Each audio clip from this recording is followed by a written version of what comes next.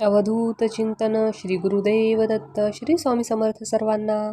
स्वामी परीक्षा घेतात तेव्हा या गोष्टी होतात.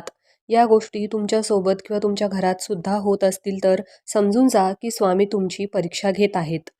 या परीक्षेत तुम्हाला उत्तीर्ण व्हायचे आहे. त्यासाठी जेव्हा आपण स्वामींच्या केंद्रात मठात जातो, सेवा सुरू करतो, तेव्हा आपल्याला असं वाटतं की आपल्या अडचणी दूर व्हायला पाहिजेत, पण त्या अडचणी वाढतायत.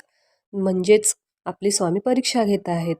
कटकटी सुरू आहेत, पैसे भेटत नाही आहेत अडकलेले, त्यामुळे अडचणी येत आहेत, जास्त येत आहेत. सेवा सुरू करून जास्त येत आहेत, तेव्हा जी सेवा करतो ती सारखी विघ्ने येत आहेत. सेवेमध्ये अखंड पडतोय, मन लागत नाही आहे, आरोग्य खराब होत आहे, सेवा पूर्णच होत नाही आहे, पारायण करतोय म्हटलं तर काही नाही ना काही विघ्न येत आहेत. हीच असते स्वामींची परीक्षा. सगळ्या गोष्टी बाजूला ठेवून या परीक्षेत आपल्याला उत्तीर्ण व्हायचे आहे. याला स्वामी फळ